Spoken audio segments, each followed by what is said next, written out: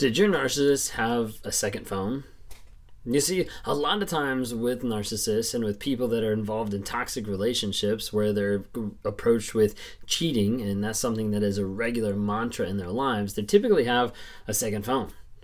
You might think this is kind of weird, you might think it's kind of odd, and you might be like, oh, my narcissist doesn't have a second phone. And then you find out like a year later, after 5 other affairs, that they did have a second phone.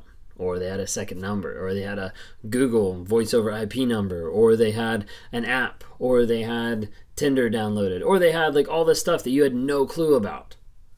Typically what you'll see is a narcissist believes that everything that's yours is also theirs, and everything that's theirs is, well, only theirs and not yours.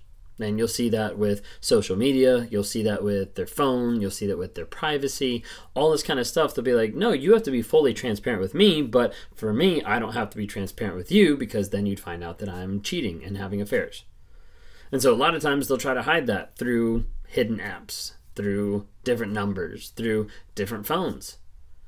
Oftentimes I'll have people be like, oh, my narcissist didn't have social media. I'm like, it's very rare nowadays that a narcissist doesn't have social media, because of the fact they want to go on there, they want to appear single, and they want to make sure that they can be out there for people to try to hit them up, for them to communicate to other people. So you have to be careful. It doesn't mean you have to go around questioning everything, but maybe a red flag for you is your partner has a second phone, and you're not really sure what goes on with that second phone, why we really need it. Maybe they have different apps on their phone that you're not sure about. That could be a red flag as well. Maybe just a red flag is the fact that you're not friends with them on social media. You might be like, that's weird, like why would it matter? Well, it matters a lot to the narcissist of their appearance. And so if you're friends with them, you might see stuff on their page that you're not going to tolerate, or you're not going to like, or you might notice everything that that person is liking that's maybe not agreeing to be having a committed relationship. You never know. Oftentimes you'll see a narcissist that even if you are on social media will refuse to put your relation status in their bio, or refuse to show that they're connected to you, or refuse to tag you in anything, because that would show there's some type of connection. A lot of times people will say like, yeah, my narcissist never put me on social media. They never tagged me in anything. Like they wouldn't upload a single picture of me.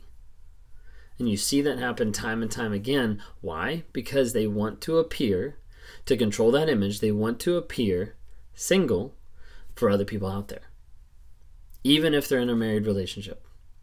So if you're in a relationship, if you're in a married relationship, if you're engaged and the other person has a second phone, or the other person hasn't friend requested you on social media, or you're blocked, or hasn't tagged you in anything, posted a picture of you, hasn't shown that y'all are connected in any way, that might be a red flag.